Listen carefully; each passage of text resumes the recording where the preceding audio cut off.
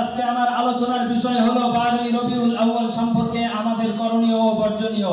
এই বিষয়ে কিঞ্চিত কিছু আলোচনা করার প্রয়াস চালাবো ইনশাআল্লাহ।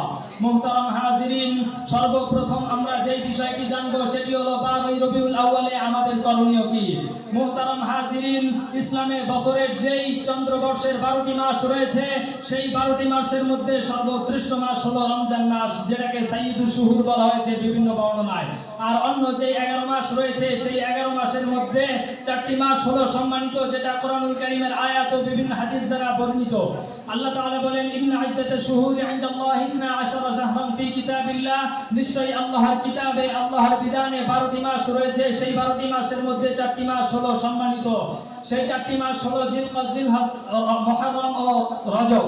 আর বাকি যেই মাসগুলো রয়েছে, সেই মাসগুলো সাধারণ মাস বলি আমাদের কাছে বিবেচিত, কিন্তু সেই সাধারণ মাসের মধ্যে একটি মাস রয়েছে, যেই মাসটি হলো রবিউল আউয়াল মাস। এই রবিউল আউয়াল মাস বিশেষভাবে আমাদের কাছে তাৎপর্যপূর্ণ। এর কারণ হলো এই মাসে মহানবী সাল্লাল্লাহু আলাইহি ওয়াসাল্লাম জন্মগ্রহণ করেছেন এবং তিনি একই মাসে মৃত্যুবরণ করেছেন।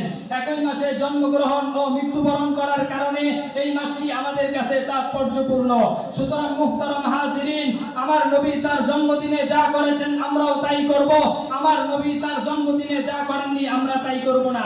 সহিহ মুসলিমের হাদিস, সুইলা আন সাওমি ইয়াউমিল ইসনাইন, রাসূল সাল্লাল্লাহু আলাইহি ওয়াসাল্লামকে সোমবারের রোজা সম্পর্কে জিজ্ঞাসা করা হলে তিনি বলেন, উলিদতু ফীহি, এই সোমবার দিন আমি জন্মগ্রহণ করেছি। ওয়া বুইসতু, এই সোমবার দিন আমার উপর ওহী প্রেরণ করা হয়েছে। আও উনজিলা আলাইয়া, এবং এই সোমবার দিনই আমার উপর কোরআনকে অবতীর্ণ করা হয়েছে। সুতরাং সুস্পষ্ট হাদিসের মাধ্যমে এটাই প্রমাণ হয়ে গেল রাসূলুল্লাহ সাল্লাল্লাহু আলাইহি ওয়াসাল্লাম তার জন্মদিনে রোজা রেখেছেন, তিনি ঈদ নামে কোনো দিবস পালন করেননি। সুতরাং মুহতারাম হাজিরিন, ঈদ নামে কোনো দিবসকে পালন করেননি। সুতরাং হাদিসের মাধ্যমে এই বিষয়টি স্পষ্ট হয়ে গেল। কিন্তু আজকে আমাদের সমাজে দেখা যায় কিছু লোকেরা 12ই রবিউল আউয়াল আসলে ঈদে মিলাদুন নবী নিয়ে ভণ্ডামি শুরু করে দেয়, রাসূলের জন্ম নিয়ে মাতামাতি শুরু করে দেয়। ওই সমস্ত ভণ্ডদেরকে ঈদে মিলাদুন নবীর সুস্পষ্ট ইতিহাস শুনিয়ে দিতে চাই। মূলত 604 হিজরিতে ইরাকে মুসুল শহরে বাদশা আবু সাঈদ মুজাফফর আবুল খাত্তাব ওমর ইবনে দিহিয়া নামক এক আলিমের নেতৃত্বে 12ই রবিউল আউয়াল রাসূলের জন্মদিনে আনন্দ উৎসব পালন করেন। আর আবুল খাত্তাব ওমর ইবনে দিহিয়া নামক এই আলিমের ব্যাপারে ইবনে হাজার আসকালানী রাহমাতুল্লাহি আলাইহি তার লিসানুল মিজান কিতাবে লেখেন, এই লোকটি আলেম ওলামায়ে ব্যাপার ও ইমামদের ব্যাপারে জঘন্য ভাষা ব্যবহার করত। শাদীদুল কিবরি, তার অনেক প্রচন্ড অহংকার ছিল। খবিসুল লিসান, তার মুখের ভাষা অত্যন্ত খারাপ ছিল। সুতরাং এই সমস্ত ভণ্ডদেরকে আবার রাসূলের সুস্পষ্ট হাদিস শুনিয়ে দিতে চাই। রাসূল সাল্লাল্লাহু আলাইহি ওয়াসাল্লাম বলেছেন, লা তাত্তাখিযু শাহরান ঈদান ওয়া লা তাত্তাখিযু ইয়াওমান ঈদান, তোমরা কোন মাসকে, কোন দিনকে ঈদ বানিও না, দুই ঈদ ব্যতীত। সুতরাং মুহতারাম হাজিরিন, কোন ইবাদত সাব্যস্ত করতে হলে রাসূল সাল্লাল্লাহু আলাইহি ওয়াসাল্লাম ও সাহাবায়ে কেরামদের দলিল লাগে।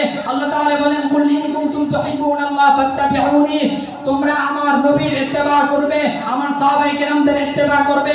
আমার নবী যেটা ইবাদত বলে গণ্য করবে সেটাই ইবাদত হবে, আমার সাহাবায়ে কেরাম যেটা ইবাদত বলে গণ্য করবে সেটাই হবে।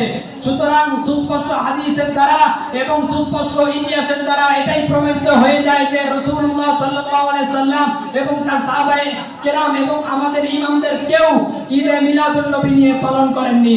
সুতরাং আমি ওই সমস্ত ভণ্ডদেরকে স্পষ্ট ভাষায় বলতে চাই যে রাসূলুল্লাহ সাল্লাল্লাহু আলাইহি সাল্লামের সুস্পষ্ট হাদিসকে অতিক্রম করে, সুস্পষ্ট ইতিহাসকে অতিক্রম করে যে সমস্ত শায়েখরা ঈদে মিলাদুন নবী নামে ভণ্ডামি শুরু করে দেয়, ওই সমস্ত শায়েখদের রাস্তাটা ঘুরিয়ে দাও। নারে তাকবীর, নারে তাকবীর, ভণ্ডপীরের গালে গালে। সুতরাং স্পষ্ট পরিষ্কার কথা হলো, কোরআন হাদিসের দলিলের বাইরে যত মাজার আছে সব মাজার ভেঙে ঘুরিয়ে দাও। কোরআন হাদিসের সত্যিকার দলিলের বাইরে শায়েখ নামে যত ভণ্ড আছে সব ভণ্ডের রাস্তাটা ঘুরিয়ে দাও।